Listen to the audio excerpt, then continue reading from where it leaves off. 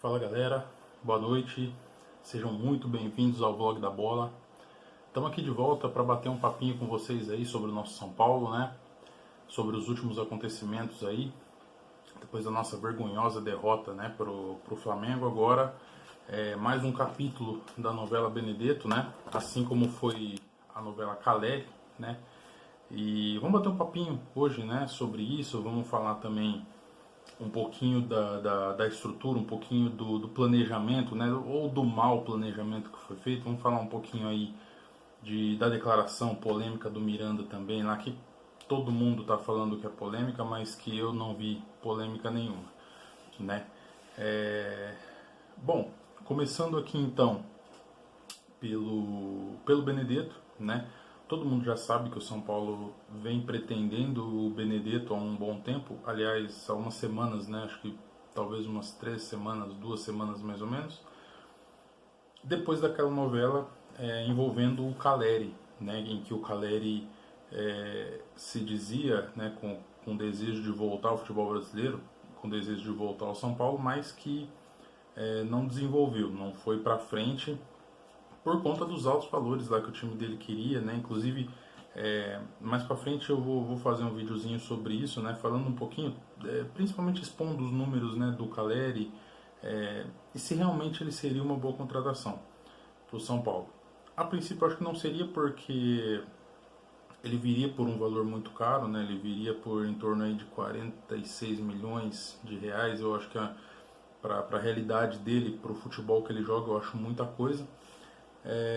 Mas o Benedetto eu já acho que seria uma boa contratação. Mas para mim, uma boa contratação seria um jogador que vem a um baixo custo ou talvez a sem nenhum custo, né?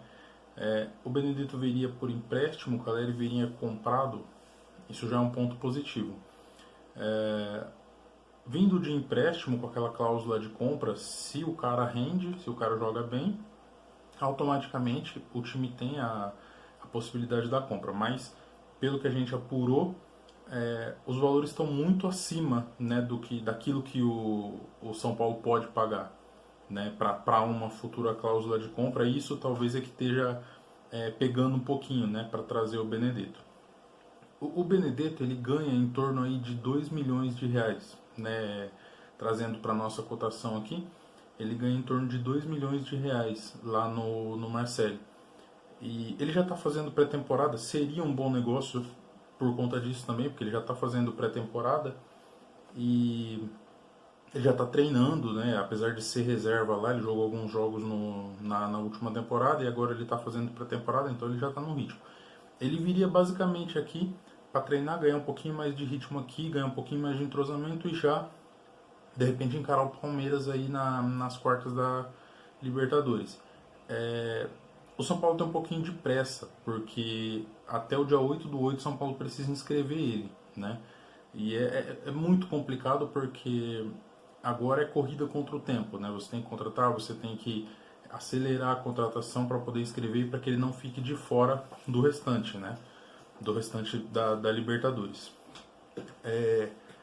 Pelo que eu tenho visto por aí, o Marcelli ofereceu para o São Paulo para pagar 1/3 do salário dele, o que dá em torno aí de 660 mil reais mais ou menos, e o São Paulo arcaria com os outros 1.300 alguma 1.300.000 alguma coisa do salário dele. Mas para o São Paulo não é viável. O São Paulo acabou de abrir um espaço na folha de pagamento, quando rescinde com o Hernanes, né, abriu o espaço de mais ou menos 1.100.000 aí.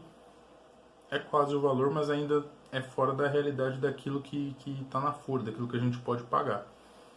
O São Paulo está tentando, pelo que eu pesquisei, pelo menos metade do salário, o que já compensava essa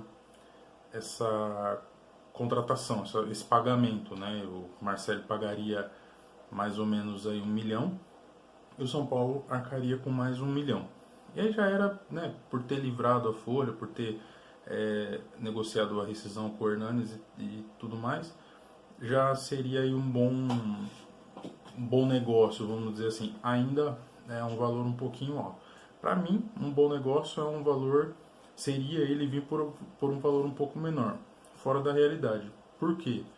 Porque se ele ganha 2 milhões no Marcelo na reserva, por que ele vai vir para a América do Sul, para um time que está na zona de rebaixamento,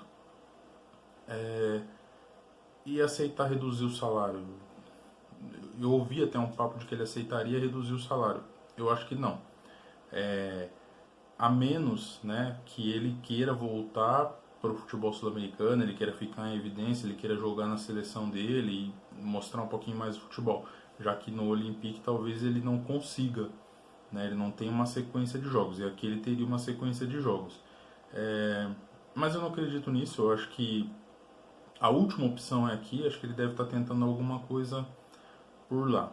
Pode ser que anuncie nos próximos dias? Pode ser que haja uma negociação? Pode, mas não é certeza, só se a negociação for muito boa realmente para ambas as partes. Eu vi agora também em um site que o São Paulo está de olho em um atacante, um centroavante chamado Carlos Vinícius, se não me engano, até anotei aqui, Carlos Vinícius, atacante do Benfica. Confesso que não ouvi falar, pelo que eu li, ele fez a temporada passada pelo Tottenham, né? E parece que é pretendido também pelo São Paulo, a diretoria ela espera, né, que se não fechar com o Benedetto, ela feche com ele. Repito, eu nunca vi, não lembro quem é, não sei se eu já vi jogar em algum lugar, eu não me lembro, sinceramente eu não me lembro. Mas ainda sobre isso, sobre essas possíveis contratações de jogadores, né, de jogadores que estão fora do país, eu temo que seja uma espécie de cortina de fumaça da diretoria, sabe? Tentando, toda vez que o time entra numa má fase, entra naquela draga que não consegue ganhar, ou só empata, ou ganha uma e perde duas, e aí começam, né, os questionamentos por parte da torcida, começa a vir um burburinho, assim como veio, né, quando a gente começou mal no Campeonato Brasileiro, logo em seguida já começou a história do Caleri de novo. E com o Benedetto agora está sendo a mesma coisa, então parece, o que dá a entender de que a diretoria está fazendo meio que uma cortina de fumaça aí. A gente sabe que essa diretoria nova, a gestão do Júlio Casares, ela vem sendo boa, não só pelo Campeonato Paulista, né, que ganhou, mas só de você trazer de volta o Muricy para fazer parte ali da comissão técnica ou para fazer parte de um planejamento técnico, dando mais experiência ao treinador que viria, no caso o Crespo, né? E só de trazer o Crespo, que foi um cara que pegou o Daniel Alves e voltou ele para a posição dele, isso aí já merece nosso respeito, né? Então, não estou contestando aqui a diretoria, a gestão em si. Não, o Crespo também, eu acho que ele deve continuar, o trabalho deve seguir, deve se fornecer peças para ele, né? Mas o que eu questiono é o planejamento. Será que houve planejamento certinho? Houve-se um esforço muito grande, que é o que eles dizem, né? Em cada entrevista a gente ouve isso, em ganhar o Campeonato Paulista, em sair dessa fila, mas lesionou jogadores, desgastou jogadores, praticamente acabou com o elenco inteiro, o time, né? Porque não tem elenco. E não foi feito, parece que não foi feito um planejamento, sabe? Não teve um planejamento assim, no sentido de que eu tenho um Luciano, eu tenho um Miranda, um Arboleda, um Léo, mas eu não tenho uma peça de reposição. Eu tenho um Vitor Bueno, um Pablo, não faz sentido nenhum. Eu acho que a gente assiste o mesmo jogo que a diretoria, então, como o Vitor Bueno, como o Pablo ainda estavam nos planos, entende? Por isso que eu acho que faltou nesse caso planejamento. Não dava para contratar mais, porque já tinha trazido o Miranda, porque já trouxe, né, depois o Rigoni, Orejuela, nem se fala. Já devia para o Daniel Alves, então houve sim, né, um aperto, né, na folha de pagamento e não dava para trazer, concordo, não dava para fazer um planejamento melhor, talvez não dava. Mas será que não dava para trazer um centroavante que fosse melhor que o Pablo? Melhor que o Vitor Bueno? Será que não dava para você trazer um lateral direito que seja melhor que o Igor Vinícius?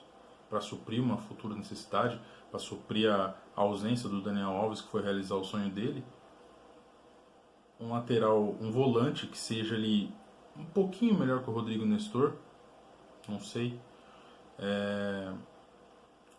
Se for verdade que o São Paulo realmente está atrás desses jogadores, do Benedetto, quer fechar todo o custo com o Benedetto, ou desse Carlos Vinícius, será que não compensa o São Paulo olhar um pouquinho mais para a Série B? O São Paulo, de repente, ir buscar na Série B umas peças de reposição, ou uma peça de reposição que seja. Mas, por exemplo, eu até notei que 3 jogadores que me chamam a atenção na Série B. Eu acompanho um pouquinho da Série B, eu gosto de acompanhar um pouquinho da Série B, não com a frequência que eu acompanho a Série A, mas eu gosto. O Edu, do Brusque, ele tem jogado muito bem, é um centroavante, ele tem 28 anos, tem jogado muito bem, é o artilheiro da Série B. O Natanael, lateral do Curitiba, um lateral direito muito bom, que por sinal é muito melhor do que o Igor Vinícius. E aí a gente tem o Jean Carlos do Náutico, 29 anos, é um meia canhoto, que também é um jogador muito bom. Ali de repente para fazer uma dupla com o Benítez, ou até para suprir uma falta do Benítez, né? Então será que não compensa o São Paulo olhar um pouquinho para a Série B e buscar um pouquinho dentro do mercado aqui? Não para grandes estrelas, né? Até porque a gente sabe que o Luciano está voltando, não é um Benedetto, mas está voltando, pode pegar ritmo de jogo, é aguerrido, tem garra. A gente já tem, né, basicamente um time titular que, se estiver jogando, corresponde dentro de campo. Mas a gente não tem peça de reposição. E é isso que eu bato nessa tecla, né? Será que não dá para a gente olhar um pouquinho para a Série B? Eu acho que sim. Para encerrar aqui falando rapidinho sobre o Miranda, né? Eu vi aí na internet uma polêmica muito grande aí da declaração que ele deu quando foi cumprimentar o Gabigol e o Diego lá, de que se o Flamengo não quis contratar ele, e aí ele estava jogando contra ali, então todo mundo ficou falando e houve um burburinho de que ele queria ir para o Flamengo. Eu não vejo dessa forma, eu acho que o Flamengo queria contratar ele, o Flamengo tinha interesse, como na época teve conversa mesmo, mas ele escolheu vir para o São Paulo. Ele poderia ter ido para o Flamengo, ele poderia ter ganhado um salário maior. Eu acho que isso foi mais uma brincadeira, né, de bastidor, de ex-colega de trabalho. Né? Como se você tivesse um colega de empresa, que você trabalhasse em empresa diferente, já trabalhou com ele e falou: ó, sua empresa não quis me contratar, agora sou concorrente seu. É basicamente isso, acho que não tem problema. Criar polêmica com esse tipo de coisa é desnecessário, só atrapalha o ambiente agora. Né? No mais é isso, galera. Amanhã a gente vai fazer um pré-jogo, né? Vamos falar um pouquinho do jogo contra o Vasco de amanhã. Vamos analisar, né, como que vai ser a escalação aí. Vai ser um pré-jogo rapidinho. E aí depois, no pós-jogo, a gente volta fazendo uma análise mais crítica. Esperamos, né, que com vitória, se Deus quiser. Tamo junto. Aproveito. Peço para você deixar o like, se inscrever. Se você está gostando do conteúdo aqui, se inscreve no canal, ativa o sininho aí para receber as notificações, tá bom? Muito obrigado, galera. Forte abraço. Valeu.